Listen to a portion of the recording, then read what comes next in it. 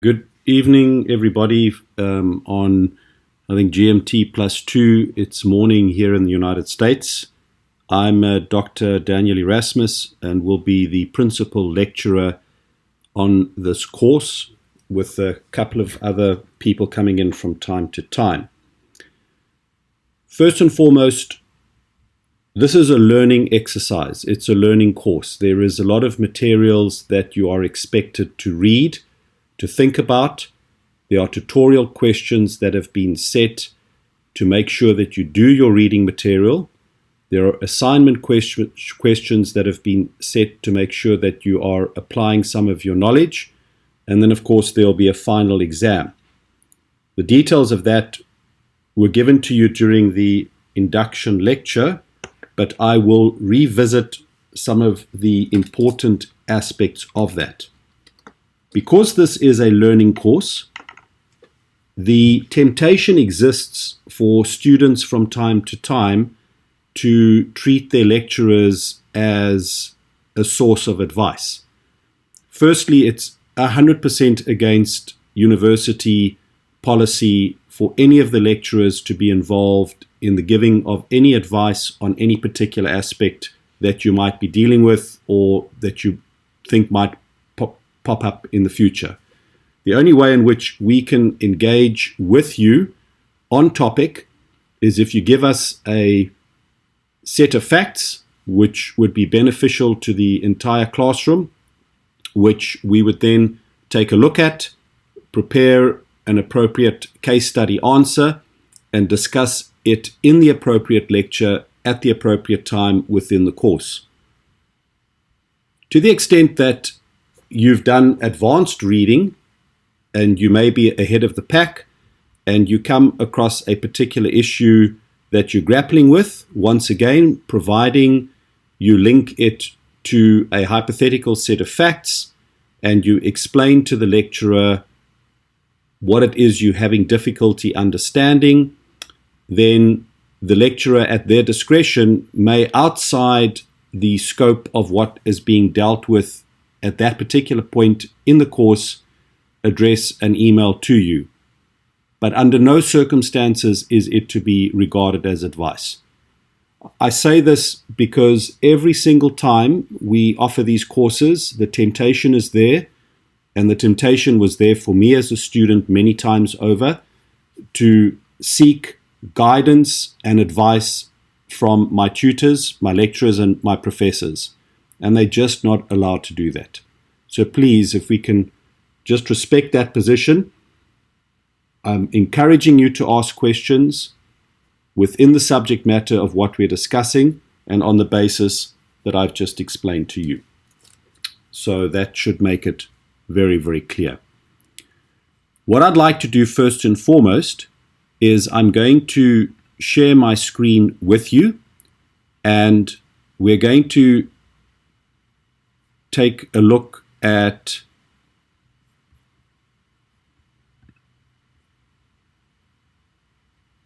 what you should be able to access as the course curriculum. So to the extent that this information might have been made available to you through campus, without wanting to confuse you with too many access points, what I'm going to do is I'm going to take you to one particular slide or one particular web page which is in front of you, and you can see it says africataxjournal.com/? lowercase p for Peter equals 1040. Now, if you can make a note of that page, and if you put it into your browser, it will take you to the Africa Tax Journal page that is in front of you. There's nothing important about the Africa Tax Journal. It's just a place where I've collectively put together materials to make it very easy for you to access the information that you need. The most important document that you need for this course, because it links to everything else, is the course curriculum. And you'll see that my arrow or hand is touching on the new curriculum version 4. And if you click that, what will happen as you see at the bottom of my screen, it's going to say that the new curriculum has been downloaded as an Excel file. And if you click it open, what will happen is it will take you to an Excel spreadsheet which says new curriculum version 4. At the top it says the proposed curriculum, and near the middle at the top it tells you what your principal book is for this course, the International Tax Primer, 3rd edition by Professor Brian Arnold. And if you click on the link in the spreadsheet, what it will do is it would automatically connect you to Amazon.com, and there you will see that in Kindle version you are able to download a copy of this textbook. This textbook is compulsory. I have made available chapters for you to look at because it might be that you have not been able to acquire the book prior to this lecture. But in order for us not to offend any copyright laws, it is absolutely essential that you please obtain a copy of the Kindle version, and it's very easy to then navigate through it and do your reading materials. And you're expected to forward a proof of purchase to the administrators, Gil Ferreira and Alicia Dupree, to make sure that all of us are on side here. So please, I make that plea to you that we do not offend copyright, despite the fact that in our library we've made available a PDF copy. These authors spend a tremendous amount of time building up these textbooks. It's now in its 3rd edition, and it just wouldn't be fair on them if we're simply making available this information without us actually purchasing the book. All right, so going back to the curriculum spreadsheet, in addition to that, directly beneath the spreadsheet, now some of you might have downloaded the curriculum in the last day or so, and it would have said version 3. You'll now see it's called version 4. And the reason why there's been a change is where my hand is now, it says prescribed reading before lectures, which is repeated down column E and column G. But to just make it very easy, if you want to now go and see what prescribed reading is necessary for each lecture, you would simply click on that link and it will take you to this place. And here it is. Lecture 1, once again, connects you to an Africa Tax Journal page, and it will give you all the reading materials required for today's introductory lecture. Included in this list is a copy of the PowerPoint slides in PDF format. So if you were to click onto that link, there you have a copy of the slides that I'm going to be working through the course of today's lecture. Okay, so let me just go back to that.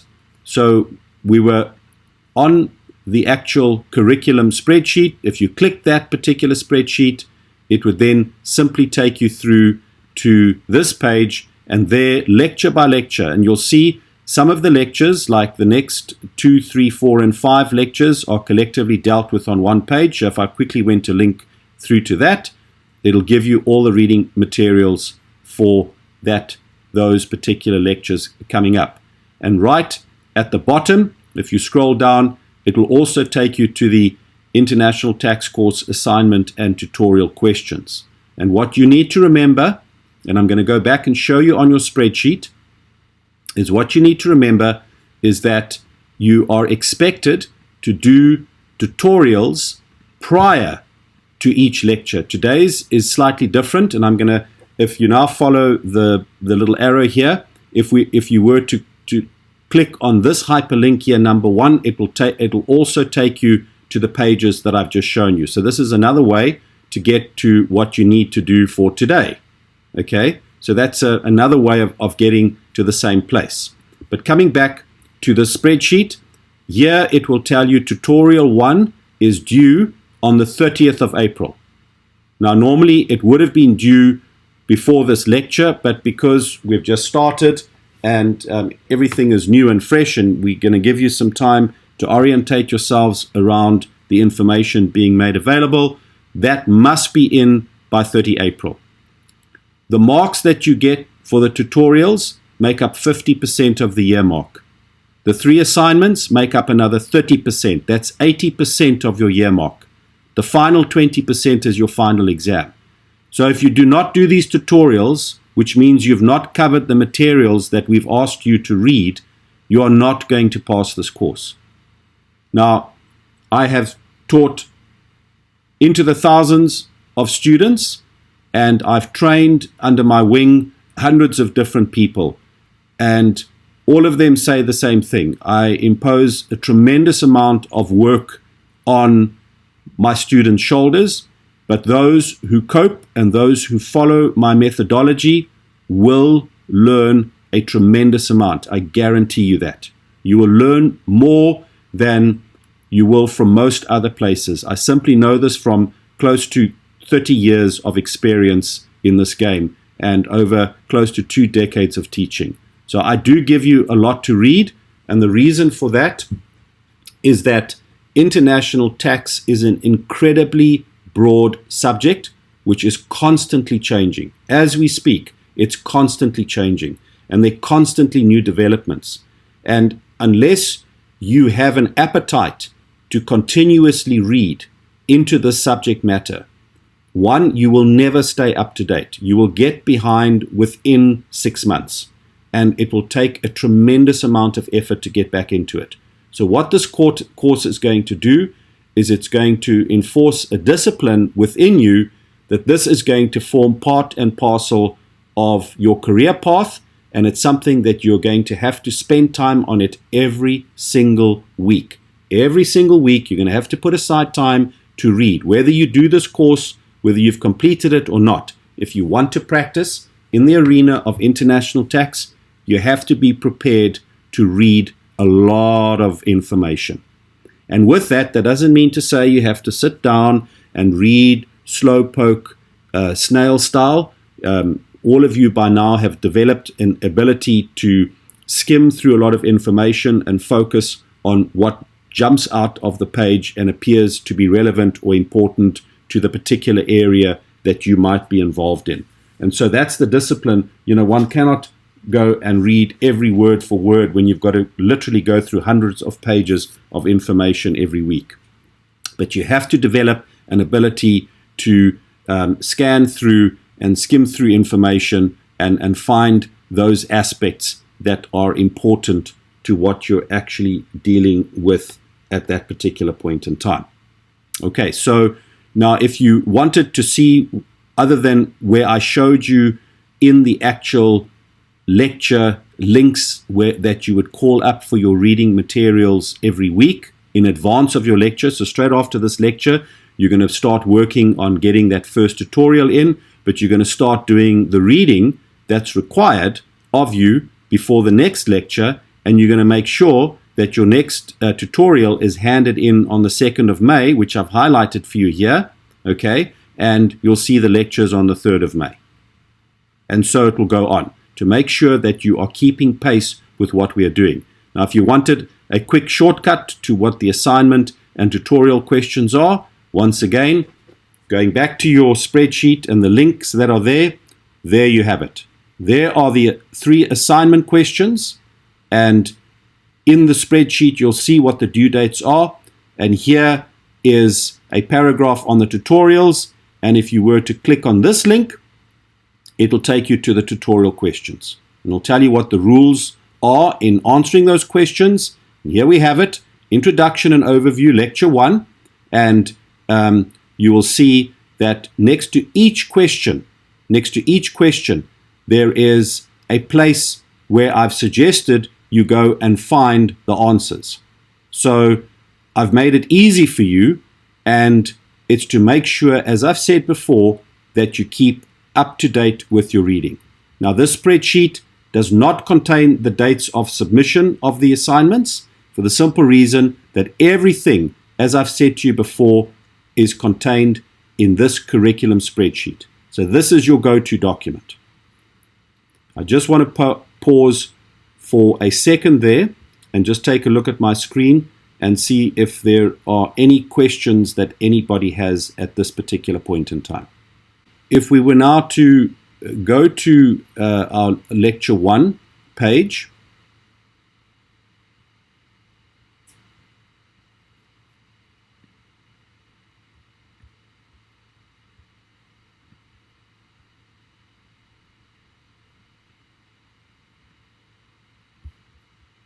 let me just stack my documents so it's easy to go in between. As I said before, there you'll see the curriculum. Here you'll see a copy of the slides. And then first and foremost, you were asked to read chapter 1 of your International Tax Primer. Now, as I mentioned to you before, your International Tax Primer, there is a copy available for you to take a look at, but you are obliged to go and purchase the Kindle version. And the price was $50 a little while ago, but it seems Amazon fluctuate with their pricing. So I can't tell you exactly what it's going to cost. Currently it's set at $73, which really is not a lot of money to pay. And so if we were to now just look at what we're going to read from the primer, and so I'm going to spend a little bit of time saying, as we're all new to this, we're really trying to establish what the parameters of international tax are. What is international tax? Okay, so if you were to look at what the primer tells us, you know, many large, small, and medium firms across the world enter into cross-border transactions. So that's the first step into the arena of international taxation. Apart from that, international or people, individuals travel internationally and not only work in the countries in which they live in, but may end up doing work for themselves or doing work for others in other countries, and not only in one country, may in fact end up going to multiple countries and doing work for an employer that might be based in the United Kingdom or the United States, or in fact maybe an independent contractor that does most of their work in the United States, but then from time to time go to African countries and attend doing work there. So every single time you've got individuals or entities going cross-border, you're going to be confronted with international tax questions.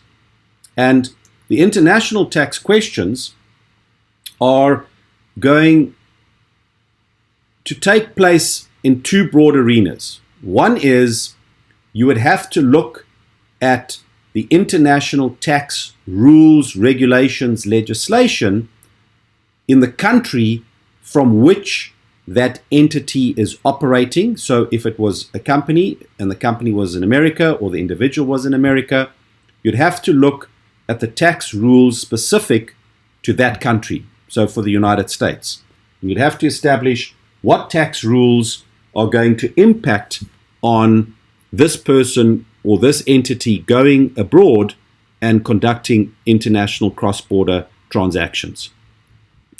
Then you have to consider what the implications are for that same person or that same entity in the other country in which they are conducting this business or these transactions. So you look on the one hand, from my example, from a United States point of view, you're looking at the outbound issues of international taxation, and if that person or entity is now doing business in Zimbabwe, you would have to look at the inward or inbound principles pertaining to international taxation that affect that individual or that entity. And then it becomes complicated. The entity that is based in the United States may simply set up a branch in Zimbabwe, or it may simply just go to Zimbabwe, not set up any kind of an administrative office, and just start transacting in Zimbabwe. So has it set up a branch? Has it set up something that we call in international tax a permanent establishment? Or it might set up a subsidiary company in Zimbabwe, in which case it has now set up an entity. But then when we look at America, America is one of those countries that, in the example I've just given you, where we have an American company formed in America wanting to do business in Zimbabwe, setting up a subsidiary company in Zimbabwe, the American company might be able to do what they call check the box. And what that means is, from an American perspective, America disregards the fact that you've set up a subsidiary company in Zimbabwe and simply looks at that subsidiary company in Zimbabwe as being a branch of the American company. So now you have another layer of potential complexity. Then we've got to swing it around and look at it from the Zimbabwean perspective. So the second part of what I was suggesting to you was the American company simply sends its representatives to Zimbabwe who start doing business there. And they book a hotel room, and what's meant to be a 3-week visit now turns into a 2-month visit. And in fact, they're to and froing, and eventually you kind of figure out in a 365-day period, the representatives of the American company have now spent, let's say, to make it easy, more than 6 months in Zimbabwe. Well, so now Zimbabwe is going to say, well, maybe they've formed a permanent establishment, which means, in effect, they've created a branch. And the American company turns around and says, but we don't actually have an office there. I mean, our office is in America. And Zimbabwe says, well, that doesn't matter because you're now transacting business in our country. And we are a source-based country. We're a country that taxes our taxpayers based on the income that they're generating in this country. And you guys are clearly doing business. So now you've got to consider what the Zimbabwean implications are. And most likely you would start considering those literally prior to you going into Zimbabwe to start doing any short to medium term transactional work. So of course, this doesn't really, but I say that carefully, doesn't really apply, let's say for instance, a sales representative from America working for Caterpillar goes to Zimbabwe to do a bit of marketing for Caterpillar America. So, would that create any problems? And whilst he's there, he sells 1 or 2 big machines, combine harvesters, to help with the harvesting of maize or corn. So would that necessarily mean a branch or permanent establishment has been triggered? Well, most likely not, if it's not a frequent occurrence. So if you were, and so maybe the representative doesn't even go to America, the representative gets hold of a bunch of commercial farmers and says, guys, look at our wonderful interactive website, and you can click on the website and it's gonna demonstrate everything you need to do. Beautiful videos. We're going to show you how this machinery operates in Africa in difficult conditions, stony environment, all the specifications, so that you as a commercial farmer, if you're interested, you simply, click order your combine harvester, and we'll make sure that within 3 months it's delivered to you. And we'll probably send out a mechanic to spend a week with you just to make sure that the thing's operating properly. And so you purchase the materials, or you purchase the goods online. So, okay, so that sounds like there isn't really any kind of international tax implication. From an American point of view, well, you're just simply selling goods online, like thousands of companies do. From a Zimbabwean perspective, as things currently stand, most likely not too much to be concerned about, but here comes the fast trending developments in international tax. So there's now a huge focus on the digital economy, which is exactly the environment I'm talking about. And so now it's no longer based on where you are performing your work, where your staff are situated. It's now becoming driven potentially by where are you making your profits. So even in my simplistic online example, the question mark will arise into the future. Where did you make John Deere?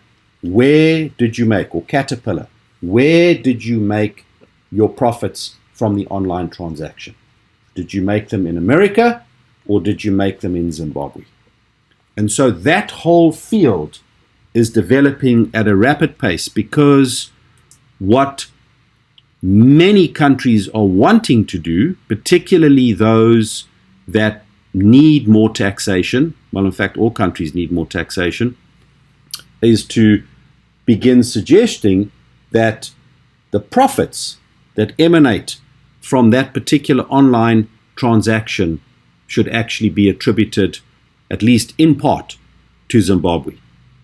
So this should just give you a really slight insight into the extremely complex arena that we're moving into.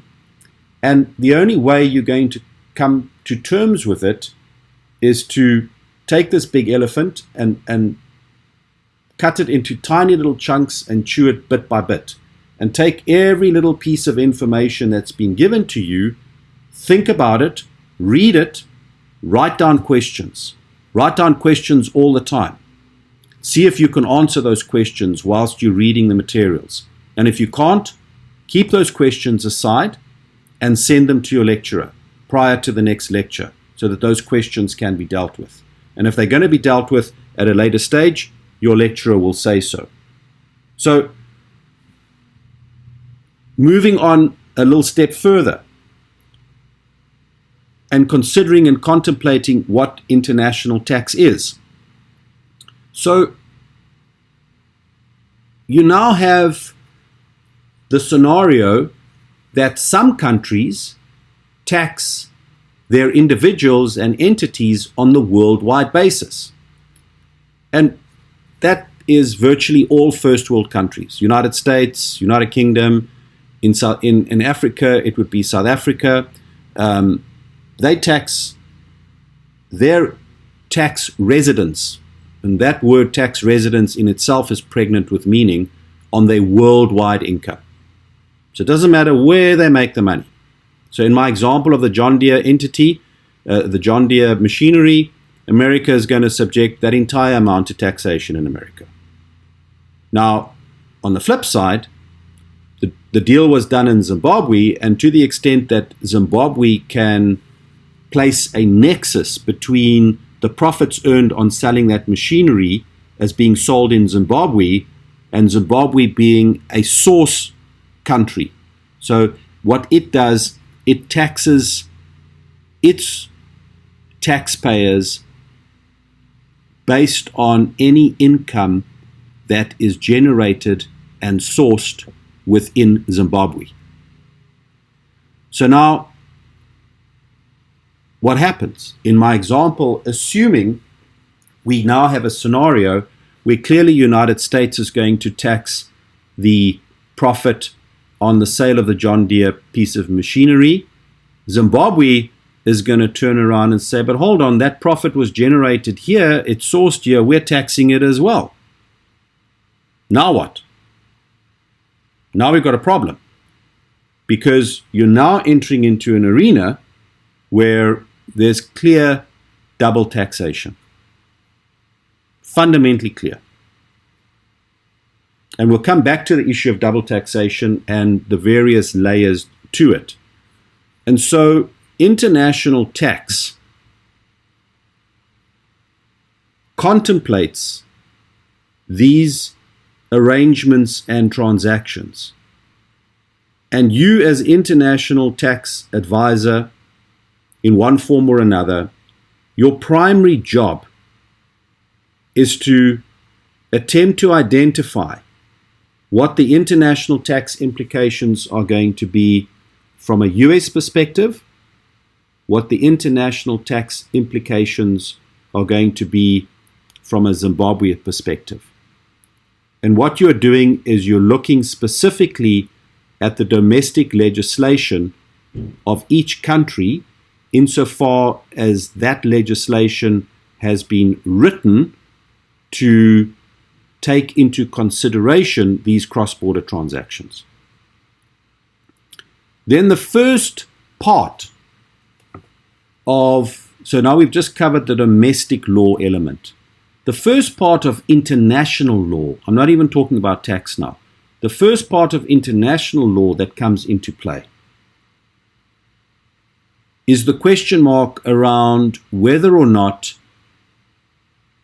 there are any treaties, and in this particular instance, tax treaties that might offer assistance in trying to unbundle the complexities of these cross-border transactions. So typically, if there was a double tax treaty between the United States and Zimbabwe, we would hope that that double tax treaty would help us unbundle who at the end of the day is going to pay what tax and where. In the absence of such a double tax treaty, which we are currently looking at simultaneously with the domestic laws, if there was no double tax treaty, we of course would now be completely compelled to adhere to what the domestic laws say, and we would hope that the domestic laws somehow eliminate any form of double taxation. So typically in your first world countries, a United States of America would have has a foreign tax credit system. Complex set of rules, but in essence, if you are being subject to your worldwide income in America and you've had to pay tax elsewhere in Zimbabwe, as long as their tax rate is not more than the tax rate you're paying in the United States will typically allow you a credit against the taxes you paid in Zimbabwe. If you paid more taxes in Zimbabwe, then the surplus would then stand to your credit in America to set off against any future foreign income that was taxed in a foreign jurisdiction. Some jurisdictions will give you not a full foreign tax credit. Some jurisdictions will give you a tax deduction. So what will happen is if you've paid tax in Zimbabwe, you may then get a deduction, an additional deduction, which is not as good as getting a full credit for the taxes paid. And then in some instances, there will be an exemption. So going back to my original situation where I said it could be a company doing business abroad, it could be an individual doing business abroad, hopping around to different countries. So again, just using America as a first world example, America typically, if you again follow their specific domestic legislation requirements, you've been out of America for a certain number of days in a year, they will allow you a blanket $100,000 exemption. So, which is kind of nice, because if you were working in Dubai, in the United Arab Emirates, and you didn't pay any tax there, guess what? The first $100,000 from an American perspective, which is worldwide tax-based, would be exempt. Anything over that would fall into your American tax net because it taxes on a worldwide basis. So you have that opportunity. But oftentimes there will be a double tax treaty in play, but certainly not always. And so that's what makes this field even more complicated, because every single time you're going to start off looking at the international domestic tax legislation of one country and the international domestic tax legislation of another country. And not only will it be the legislation, each of those countries will have their own set of interpretation rules or regulations or practice notes, which takes hours and hours and hours of study and reading and understanding. And you're now having to do it for two different countries. So it is virtually impossible, unless you are in a repetitive transaction, unless it's a specific transaction that really doesn't change at all. It's the same transaction over and over and over again.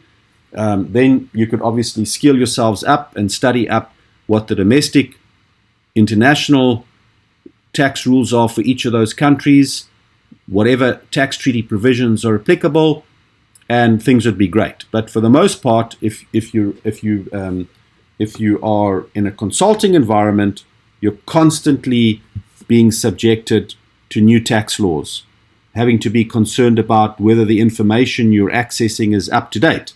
And so inevitably, you're always going to know more about the international tax aspects of the business or the individual you're representing in a particular country, let's say in the United States, than your counterpart in Zimbabwe. And you need to understand what your Zimbabwe counterpart is going to give you as information. You at least understand the basics, but you're going to have to rely on other professionals on the other side to really overlay their knowledge with yours to get to the bottom of understanding the cross-border international tax implications, making sure that your client or the company that you work for, or the entity that you work for, is not going to fall into massive tax holes, suffer double taxation, get no credits, get the compliance wrong, be subjected to audits, have to pay 200% penalties, and even potentially face criminal charges because the revenue authorities in that particular country are absolutely sick and tired of people taking advantage of their situation and are prepared to throw the criminal laws out as easily as they find the opportunity to do so. So it's a very, very, very, very complex interactive arena. And so we just touched upon the elements of domestic international tax elements, the fact that there might be tax treaties between the companies concerned. And then we start going a little deeper. And when we start looking at what these typical international tax treaties would cover. So I'm going to leave the textbook for now, because you people know where to find it. You know what you need to get a hold of. And what I'm going to do is I'm going to go into the slide presentation. And so excuse me scrolling through here. So let me take you to the example of a model tax convention, as they call it, or a double tax treaty. So this is typically what you will find in a double tax treaty between various companies. And you'll see from your textbook, there are numerous sources of reference for the prototype of a tax treaty, but the most popular is the OECD model, and the second most popular is probably the United Nations model. And those are the two models that we're really going to be looking at in this course. All the other models, to a greater or lesser degree, will flow from that. And your typical structure of a double tax agreement, let's say there is not one between United States and Zimbabwe, but there is one between, for instance, United States and South Africa. This is typically what you're going to see. And it's divided into articles. It's going to tell you the persons that are covered, the taxes covered, important general definitions, very important how residency is dealt with by the two nations that have contracted with each other, very important permanent establishment, which goes into the area of branches, setting up a branch that I mentioned earlier. Income from immovable property like a building or a farm or whatever the case may be. Business profits that are generated in the other jurisdiction. Shipping, inland waterways, transport and air transport. Associated enterprises, which should be read with Article 7. Associated enterprises is the famous transfer pricing clause. So it doesn't say transfer pricing, but the entire, however many hundreds of pages of the latest 2017 OECD transfer pricing guidelines are born out of this one article. That's what gave rise to transfer pricing guidelines. Same for the United Nations transfer pricing guidelines. Their equivalent clause of an associated enterprise, which means two enterprises, one which controls the other, and it's a very broad definition, literally hundreds of pages of guidelines to direct revenue authorities and taxpayers how to go about splitting the taxes to avoid double taxation between associated enterprises in different countries. We dedicate an entire course just to transfer pricing, although there are numerous lectures that will be dedicated to transfer pricing in this course, because it is going to probably make up easily 50% of any international tax work that you do, because it's such a huge area today. Then it will deal with dividends, interest, royalties, and those provisions are normally driven by withholding taxes. So what will happen, typically countries that America now has invested in, like Zimbabwe, so it's typically developing countries will get major capital investment from a first world country. You'll find certainly all African countries, and I speak under correction, will always charge a withholding tax on any dividends, interest, or royalties that are paid abroad. That's an easy way for them to collect money. And they place that obligation on the person making the payments in country, in Zimbabwe.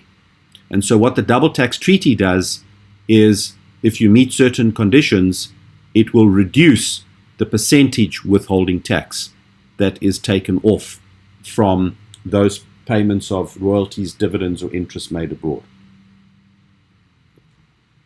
Then the double tax treaty deals with capital gains, income from employment, directors' fees, artists and sportsmen, pensions, government service, other income, and when we talk about income from employment, it would also cover income from independent contracting services. So that's missing here. I just simply copied the contents table of a particular double tax treaty. That would also be covered. Deals with the taxation of capital, then ways in which double taxation can be eliminated between the two countries, again to be read in conjunction with the domestic laws pertaining to international tax. It'll cover the exemption method, the credit method, and then it goes into special provisions pertaining to non-discrimination, mutual agreement procedure. If there's any fight between the two countries as to who gets what, because you can imagine much of what's being deliberated is not cast in stone here, it's open to interpretation. There is a mutual agreement procedure available, which is frequently used in transfer pricing disputes, because the two countries need to reach an agreement as to how to divvy up the transfer pricing split between the two countries, and more about that later. Exchange of information, very important. And this is driven by a variety of other treaties, tax information exchange treaties,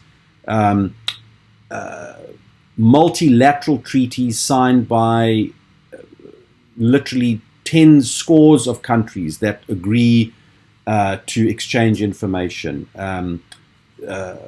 The whole FATCA drive by America, forcing everybody worldwide to submit to their requirement for information. So the only way that these revenue authorities can stay ahead of being able to track the income that's being generated in these cross-border transactions is to have access to information from other countries and to try and streamline that information in some automated form. So the world really has become a very, very tiny place. And with the advance of computer technology and artificial intelligence, you can imagine if your name pops up in Russia and it pops up in America and it pops up in the United Kingdom, pretty much a computer system's going to draw a dotted line and you'll start being asked questions about your involvement in whatever it is they've picked you up on that might be transactional based or driven. So the old way of hiding behind shell companies, effectively not so clever tax evasion, but people just felt they could hide stuff. The opportunity for that has shrunk tremendously. Most of you are in the corporate environment, so it goes without saying that information is openly made available, through particular authoritative channels. Those channels have just opened up extensively. Then there's the collection of taxes assistance between governments. So you'll find that if you now have a tax liability in Australia and you're not living in Australia but you live in America, well, guess what? The Australian government can actually now switch on the American IRS's engines to assist in attaching your assets in America to make good the taxes you owe in Australia. So, those provisions are becoming increasingly available to a multiplicity of countries around the world. And then, just diplomatic mission issues to territorial extension, entry into force, and the termination of the agreement. But the bulk of it sits around Chapter 3 and Chapter 2. And so we'll be going through those in more detail. I just wanted to give you an indication of typically what is being covered in your model tax treaties. And so let's just take a look at some of the examples of double taxation. And so one is called juridical double taxation. So here, the investor in state A has a participation in a company B, in state B. This company distributes a dividend to the investor. And remember what I told you with dividends tax, there's usually a withholding tax. And so 15% is withheld in, let's say, Zimbabwe. They take off 15%. Now you're getting 15% less dividend in America. America does what? America is going to tax you on your worldwide income. They're going to tax you on the full dividend. So now you're being exposed to juridical double taxation. You, the individual, are paying tax in America and you're paying tax in Zimbabwe. Now, as I said to you, America will have domestic international law provisions or international tax provisions that will give you a credit. But that just illustrates what juridical double taxation is. Then we get economic double taxation. Now, economic double taxation takes place between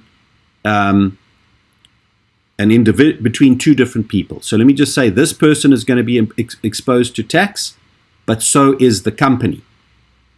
And you can read through this example here in your own time.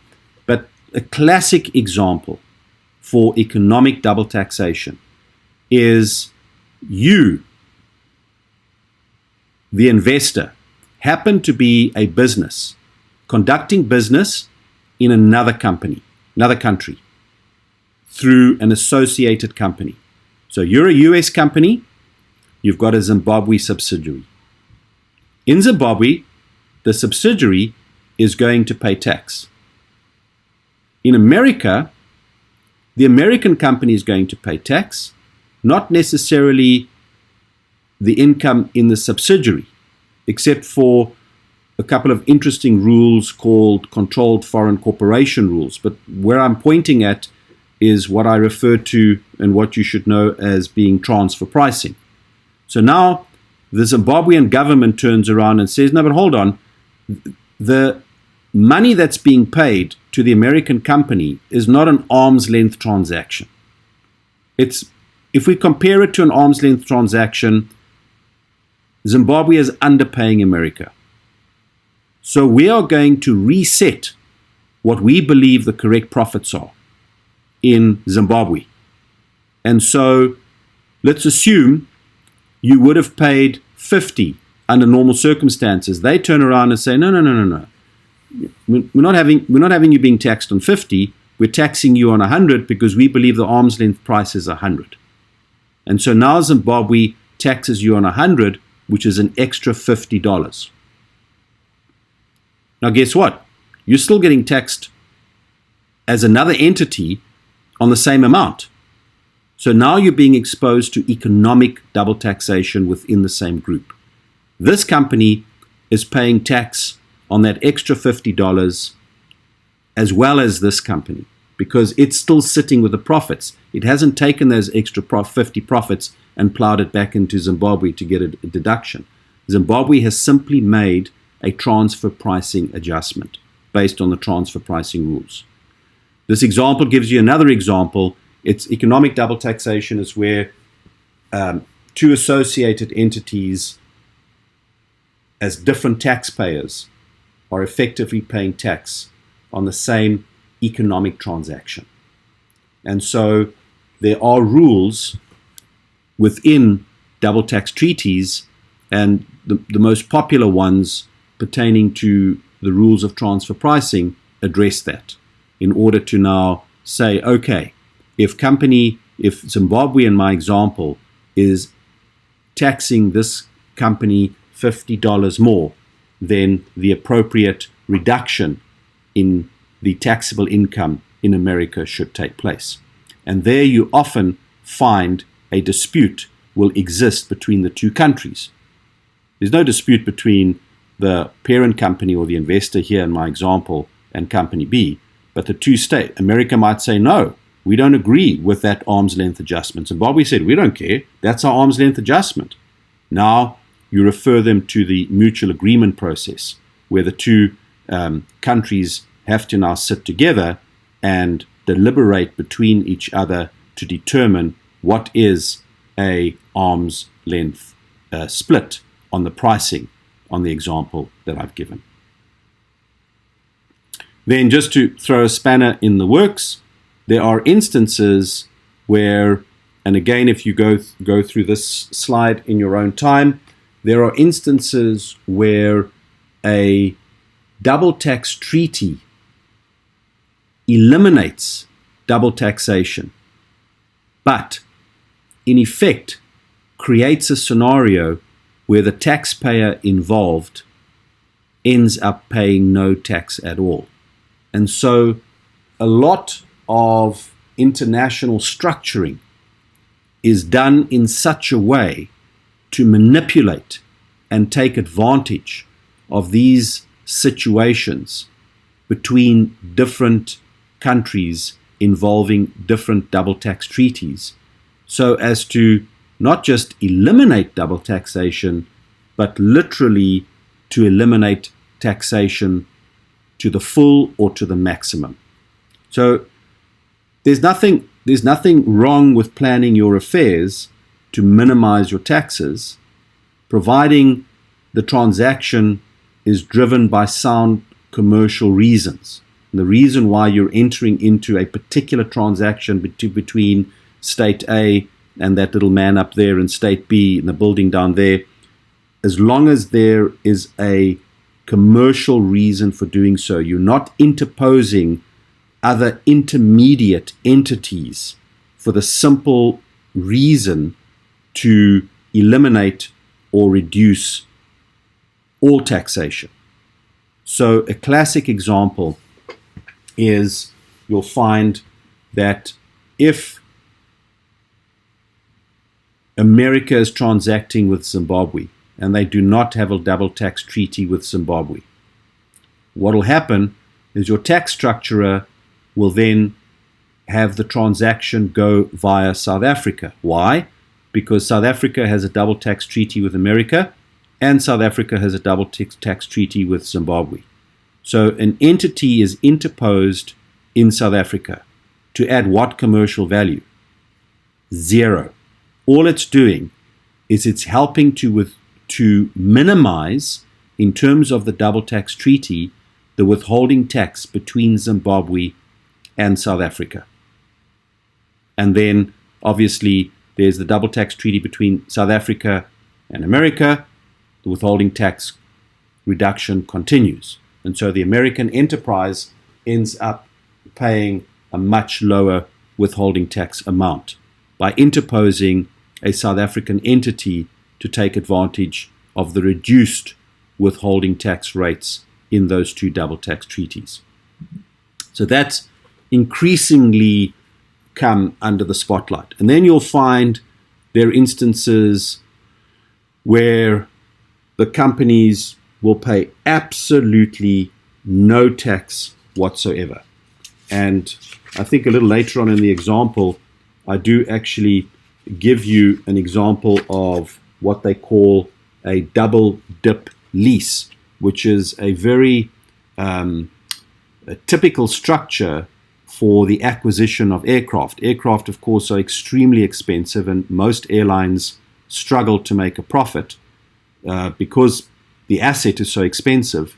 But there are structures in play that actually reduce the cost of the aircraft by virtue of the fact that the entities involved end up getting a double deduction for the aircraft that they've purchased.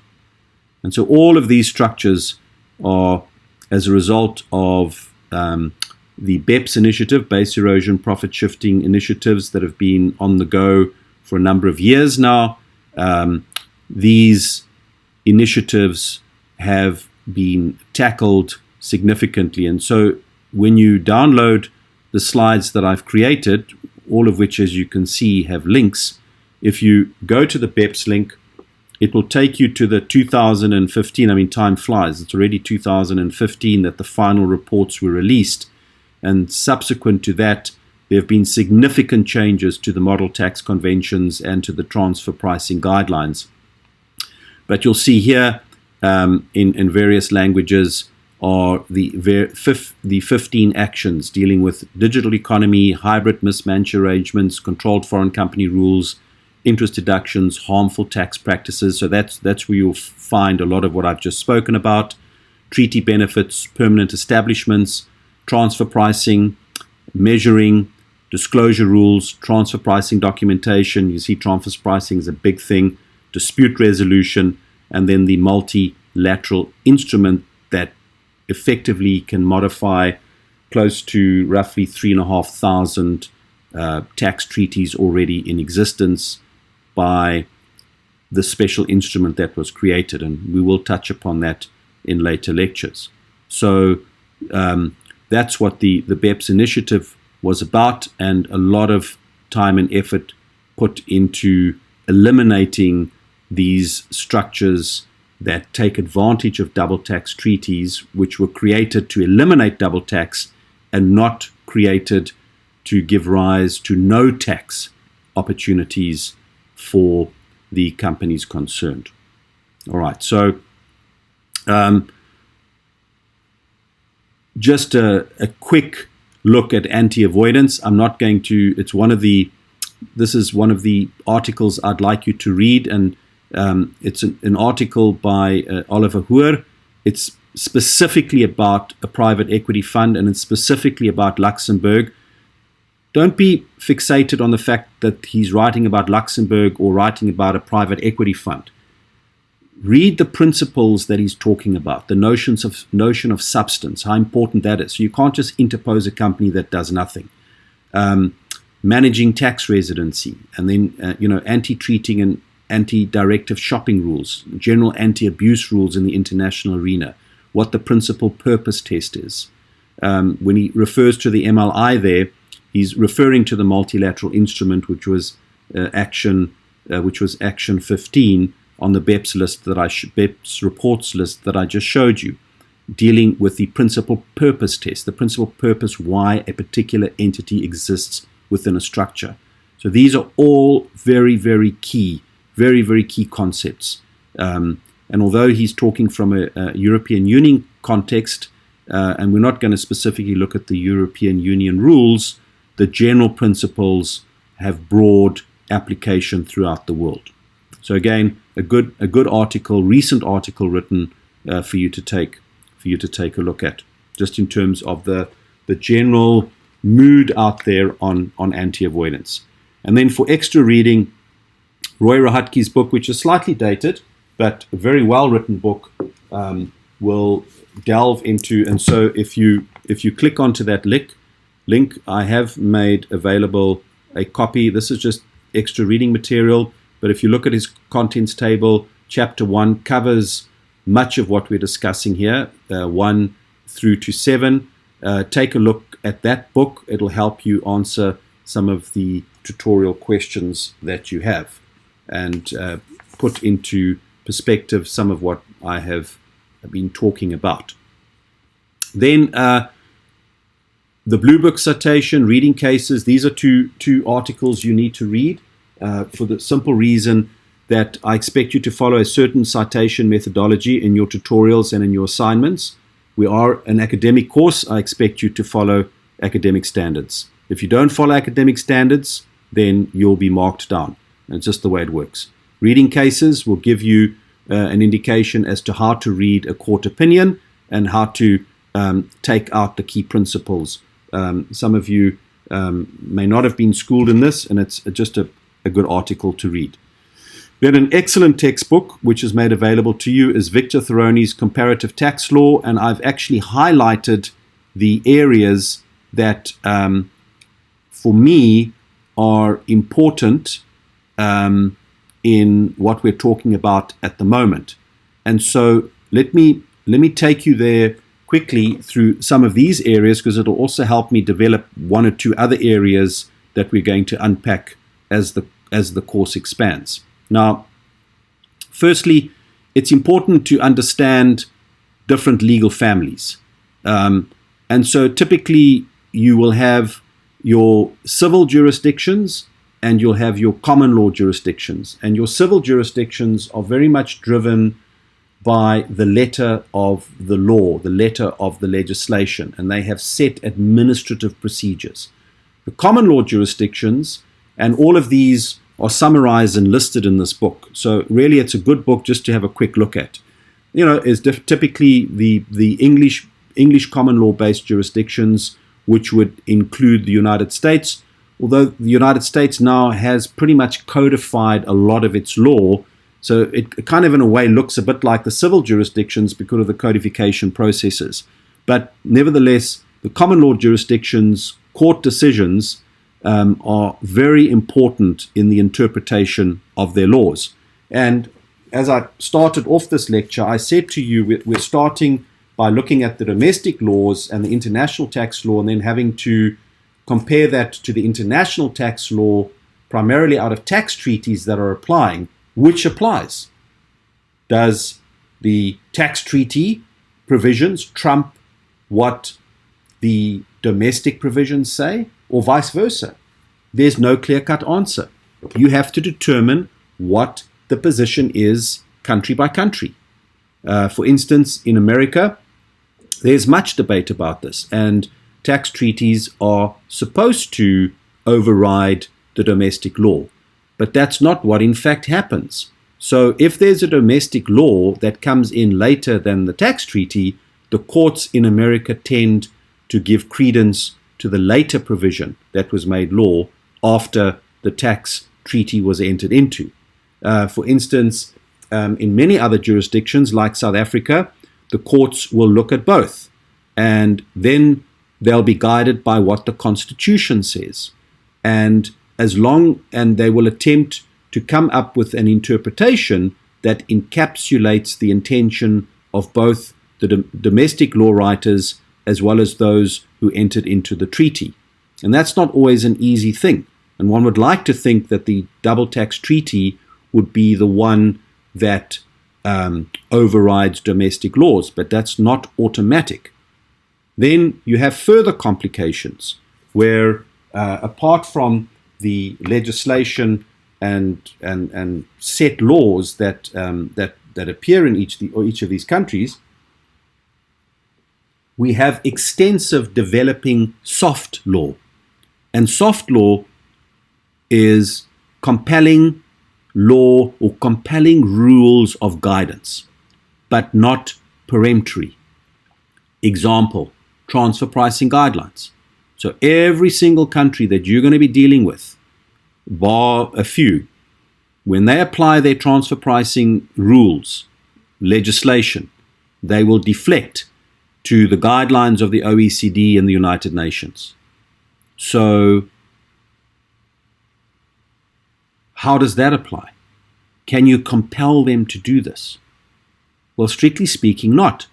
But if the Revenue Authority has given a directive that they expect you to follow one of the 5 accepted transfer pricing methodologies as set out in the OECD transfer pricing guidelines, and they themselves do not follow that directive, which is the subject matter of 2 of my 5 current transfer pricing cases that I'm in and going to court for, where they've simply ignored their own directive based on the transfer pricing guidelines.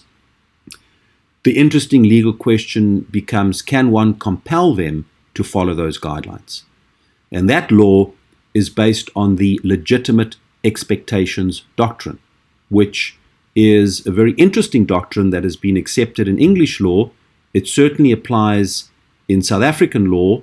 It certainly will apply in most common law jurisdictions, and from my understanding of civil law, will most definitely be arguable in the civil law jurisdictions. Will it apply in a jurisdiction such as the United States? Not so much by the term legitimate expectations, but there are arguments to be made that if a particular position has been put forward by the IRS and you, to your detriment, have followed that there may be an argument to be made that you cannot be held to be at fault here. The problem is that in doing so, if you have transgressed a specific legislated provision, the IRS cannot trump what Congress does, then you'll find yourself in a pickle. So again, introducing interesting aspects, but aspects nevertheless that need to be considered and reflected upon, other than the strict wording of a domestic piece of law dealing with international tax and an international tax law piece such as an extract out of a tax treaty. There are other laws, constitutional laws, administrative laws, the doctrine of legitimate expectations, the concept of state responsibility. State responsibility emanates from jus cogens, which we'll come across those words in a minute, where there are certain peremptory international law norms, and no country is allowed to break those norms. What are those norms and how do they apply in international tax? One of them is unjust enrichment. If a country, through its conduct, actions, and legislation, unjustly enriches itself at the expense of another, then as a state, it may very well be held responsible to make good that unjust enrichment if the unjust enrichment is against the subject of another state. And a classic example is a case that I fought in South Africa some years ago, where the revenue service there knowingly and admitted it, taken more money than they should have from the taxpayer. The taxpayer applied for a refund, and the revenue service said, no, we don't have to refund you anything because our legislation says we don't have to refund you. And so the matter went all the way to the Supreme Court, and the taxpayer lost. The taxpayer then had the option of, because the taxpayer ultimately was an American entity, had the option of going to the State Department of the United States of America to institute action against South Africa for unjust enrichment. For a variety of reasons, the company decided not to pursue that route and gave up. But that would have been a typical state responsibility action where South Africa as a country transgressed the jus cogens international tax norm of unjust enrichment. You cannot enrich yourself at the expense of another without an underlying cause. And there was no underlying cause. And so that, in theory, would have been a good example of state responsibility applying in matters of taxation. Then we've got other interesting avenues that come into play. And as you advance in your reading, you'll see that reference is made to bilateral investment treaties. You'll see that reference is made to the World Trade Organization. Reference is made to the General Agreement on Trade and Services, the General Agreement on Trade and Tariffs. Those do not just regulate customs/excise transactions. Those treaties, those are all either bilateral treaties or they are multilateral treaties. Now, most countries in the world are members of the World Trade Organization, and you'll see news of this all the time. China and America wanting to impose additional tariffs against each other, and there's outcries that it's a transgression of the General Agreement of Trade and Tariffs because China and the US, as well as most other countries in the world, are signatories. So if somebody imposes a tariff that discriminates against that country vis-a-vis other countries, then they have a course of action which they can follow. And in terms of the World Trade Organization, that country can in fact be compelled to change their laws to eliminate that discrimination.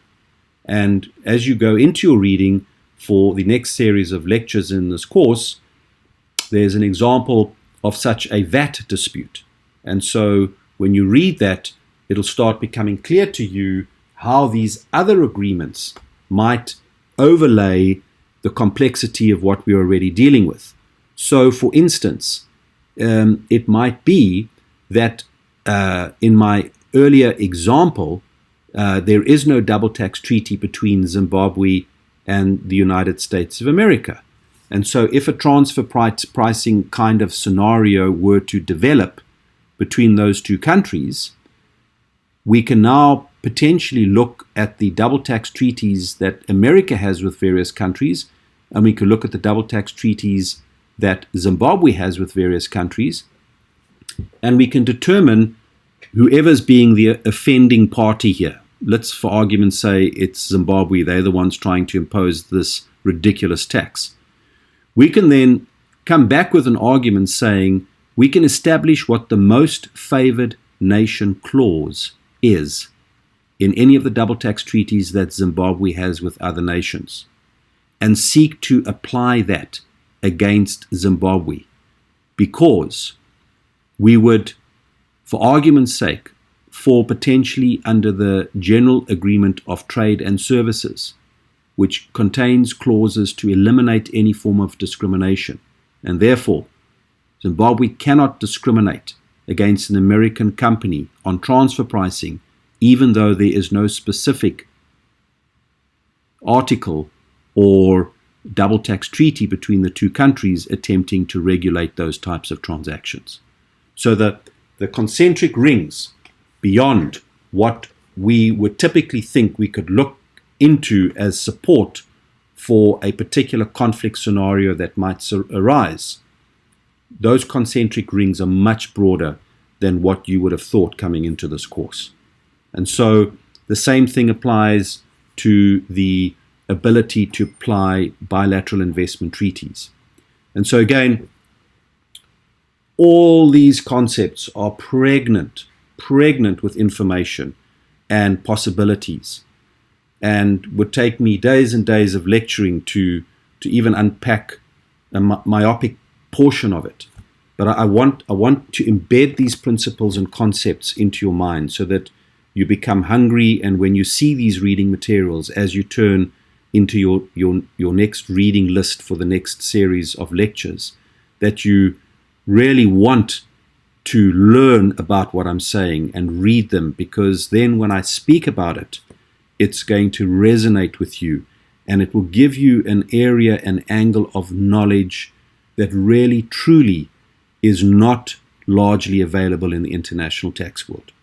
There are some brilliant consultants, brilliant advisors out there that understand and know the specific rules and regulations, but many of them do not contemplate, consider, reflect, or go into the concepts that I'm discussing with you now.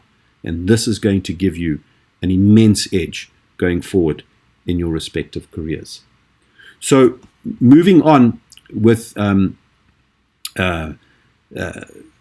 Victor Thoroni's book, Tax Law, again, you can read these. I'm going to sort of skip through to a couple of areas that I wanted to highlight. For instance, the principle of legality. So the principle of legality, let me just get to that page. It's on page 70. So some very good material in this book here. An overview on the constitutions, the importance of the Constitution. The Constitution deals with the principle of legality. Principle of equality, but also the principle of legality. And the principle of legality plays an essential role in that a state cannot do more, or and more particularly a revenue authority cannot do more than the law has allowed them to do. And so a very good example, a very, very good example, I'll give you two examples. A very good example is in the United States, not only do you have the Internal Revenue Code, which is a heinous piece of legislation, but you literally have thousands upon thousands upon thousands of pages of regulations that are made by the Department of Treasury, not by Congress. And what's starting to happen is people are starting to look very carefully at the regulations which are applied as part of the law, but they come from an empowering provision in the Internal Revenue Code. And they're now seeing that there's a disjunct between actually what that section originally said in the Internal Revenue Code and what the Treasury Service has done by way of regulation. They've overstepped their boundaries. They have exerted excessive powers. Silly example. They wanted to regulate all tax return preparers in America. The tax return based on a regulation that has been standing for many years. The tax return preparers took them to court. The basis of the attack was the regulation overstepped what the actual letter of the law in the Internal Revenue Code allowed them to do, and they won the case. Another example, a case that I won recently in South Africa, and a very important case, which, although it pertains specifically to domestic law, it has international tax law effects as well, because in each country that you're involved in, you are going to come up with difficulties with an Internal Revenue Service, and they're going to conduct an audit. And at the conclusion of the audit, most constitutions will say that you, the taxpayer, have to be given the necessary underlying information, conclusions, and adequate reasoning to explain why they want to issue revised assessments. And you must be given an opportunity to actually respond to that before they simply just issue the revised assessments. And we see this happening time and time again, particularly in my area of practice, which is predominantly in Africa. Now, in South Africa, the Constitution not only says that, but the Tax Administration Act actually repeats, but specific to tax, that the so-called letter of findings process must be fulfilled. Now, we see thousands of cases in South Africa where the Revenue Authority oversteps their powers and simply issues revised assessments without issuing a letter of findings. We took this one matter to court on behalf of a client, won the matter, court declared the revised assessments as being unlawful and set them aside. Didn't even have to argue the merits of the matter. So the fact that there were two complex tax principles involved that I was prepared to argue But my first argument was, first and foremost, these revised assessments are invalid because they have overstepped their powers. They have not exercised their conduct in accordance with constitutional requirements, and for that reason, what they've done is unconstitutional and invalid. And the court held that that was so. So, again, this is now in the broader arena around international law. All right, so principle of legality. Let's go to 72. General limits on taxing power. Many constitutions will only allow a country to impose taxation following a specific process and methodology. Always check on that. If there's a new tax that's being imposed, check with your counterparts in that country. Were a proper procedure, particularly if it has a negative impact on you, because often they're trying to plug a hole. Was the proper process and procedures in terms of their constitution followed? Then, very big item is at page 76, non-retroactivity. So you're going to see this in tax law all the time, and particularly in international tax law. And we're seeing it now with the multilateral instrument Action 15 of BEPS. So all these tax conventions have been changed. All their commentaries have been changed. All the transfer pricing guidelines have been changed. But the changes are based on the underlying necessity, or I wouldn't say necessity, but the underlying action on the part of the participating countries, that they not only signed the multilateral instrument to amend all of their double tax treaties, but that the counterparty countries signed the multilateral instrument as well in order to change the same clauses in those double tax treaties. So the new commentaries speak to these new provisions, but as we sit here today, of those 3,500 treaties out there, a minuscule part of them have been changed, because not all countries have actually signed and registered with the OECD, the multilateral instrument, and not all countries have given effect to the same changes to their treaties. So whenever you see a revenue authority pick up one of these guidelines and say, yes, but you're in transgression of these new provisions pertaining to permanent establishments, thinking that this all of a sudden, by wave of a magic wand, applies retrospectively, you need to go and look at, did they sign the multilateral instrument? Did the counterparty sign the multilateral instrument? Is this clause applicable? When was the clause changed? When are we talking about this transaction? Is it a transaction that took place before the multilateral instrument was? Then it means the new commentaries don't apply. The old commentaries apply. So, very complex area. So there's a general principle, again, non-retrospectivity, although in the reading you'll do under page 76 will tell you that there are instances where things can apply retrospectively, and that's normally in a very short window period where the revenue authority made a mistake, people are taking advantage of this massive loophole, they make an announcement, they bring in new legislation, and it acts retrospectively. And that's been held to be constitutional in numerous courts, in numerous jurisdictions. But on the international arena, we're looking at a much bigger picture. And here we are looking at revenue authorities wanting and going to take advantage of these revised guidelines and attempt to apply them retrospectively, when in fact they're 100% wrong. And so please be aware of that. Very, very important part to consider. All right, then let's just quickly look at scope of treaties.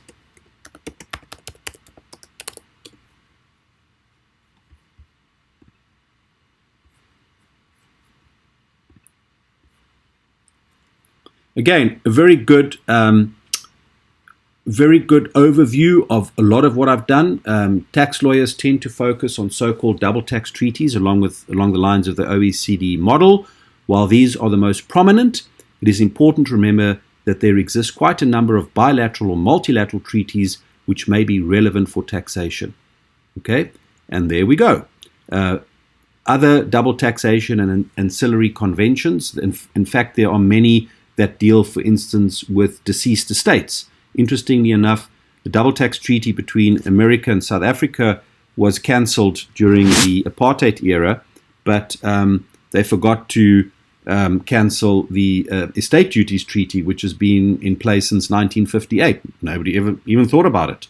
Then there's treaties on mutual legal assistance and information exchange, the World Trade Organization, the EC Treaty, the European Convention on Human Rights, the Vienna Convention on Diplomatic Relations, treaties on social security treaties, and the list goes on. They haven't even listed here bilateral investment treaties that I was talking about. Okay, so it's not just double tax treaties. When we now get to 115, page 115, which deals with the interpretation of treaties, we are going to spend quite a bit of time on this. And of course, the principal treatise on that is the Vienna Convention on the Law of Treaties. And again, you'll see that many countries, including America, have not signed the Vienna Convention on the Law of Treaties. But it is widely held that the Vienna Law and the Convention of Treaties effectively codifies international law, and thus arguably becomes jus cogens, or a peremptory international law norm. But again, question marks may exist. So administrative law, if you go to page 121, they'll give you a little bit of an insight into administrative law, as I gave you a short little version about the importance of administrative law and procedures, for instance. They say here that administrative law is quite important in civil law jurisdictions, but as I said to you, in my experience, not only there, but in common law jurisdictions as well. Then if we quickly look at sham transactions, page 157, which again takes us to anti-avoidance provisions. I quite liked the chapter or the piece that he wrote here. And again, I've listed these pages for you. And so this is a nice summary on sham transactions, simulation, and abuse of law. And so there are a number of anti-avoidance doctrines that are not entrenched in general anti-avoidance rules or regulations or legislation. In fact, the common law anti-avoidance doctrines are arguably a lot more powerful because the courts have spent so much time developing these concepts. So read this piece. It's going to give you a nice background as to the common law provisions. And so what you'll see, for instance, in the one transfer pricing dispute that I have in Zambia, they've attempted to apply a common law anti-avoidance provision by interpreting their transfer pricing section in the act in that way, and it doesn't give them the right to do so. They've transgressed the principle of legality, and in order for them to do so, they would have to apply this sham or simulation transaction doctrine, which they fail to do, and they fail to qualify how they get to the place where they're attempting to set aside transactions and recategorize them. And you're going to see that will happen a lot in the dispute areas you get involved in. And then lastly, just general anti-avoidance. So there's a nice summary here of the various countries and their anti-avoidance provisions. Very, very good thing to understand. I mean, Thoroni's book is really a solid piece of work just to give you, and so let me just go to the contents table, just to give you a nice big picture of the legal families, the legal principles involved in the various types of countries. And here you can see Commonwealth family, American family, French, Latin, North European, South European, Japanese, Korean, miscellaneous, European Union. Just really nothing like it out there to give you really an excellent perspective. So when you're going into a particular problem area between two countries, get to understand the broader parameters of what you are working with. Here's a nice little summary of a lot of what I've said. Soft law versus formal law. legislation, domestic law, international law, you've got legislation, treaties, regulation, customary norms, jus cogens. Let's look at that article. Please read it. I've told you a little bit about it, told you what it is. Read it. It's not a long article. Read it.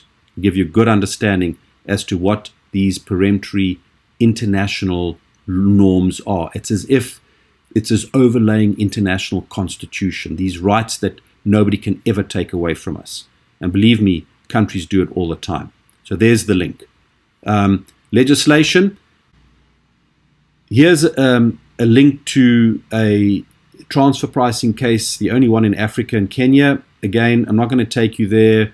A nice case to look at just to see some of the issues that arose. Here are references to other areas where you can draw on an enormous amount of case law to the extent that it might be relevant to you. Here is a link to the OECD and the United Nations multi-tax conventions. So here's the United Nations one. United Nations, the practice manual on transfer pricing. But then here's an example of, other than legislation and domestic law, a specific practice note. Again, because transfer pricing is so topical, this is a practice note generated by the Revenue Service in South Africa in 1999. If you scan through this, you'll see that everything points to the transfer pricing guidelines. Despite the fact that Section 31 is the little piece of legislation in the Act, everything points to the OECD transfer pricing guidelines. This is merely a practice note. It's not legislation, but everybody follows this. So if they don't follow it, what do we do? So we tackle them on that and have the court order that what we have done is in compliance using the legitimate expectations doctrine. So there's a nice comparison of what you're typically looking at. So domestic laws, double tax agreements, multilateral treaties, other treaties. Another aspect that will come into play in some jurisdictions would be exchange control. And so that, exchange control will limit the amount of money that can go out of a particular country. That may also have an impact on the transaction that you are involved in. It's not going to give you the same opportunities that some of the other treaties will give you, as I've mentioned, but certainly something that needs to be taken into account. Here are some additional articles that I asked you to look through for the purposes of reading for doing your tutorial materials. Finally, I said to you that we would talk about a double lease, a double dip transaction. So what I'm going to do is go back to our primer book. And so read through this example, make sure you understand it. It's near the end of chapter 1, so sorry, I have to now scroll back down again. Because it just gives you an indication of what is possible. Bear with me. Here we go. With tax planning.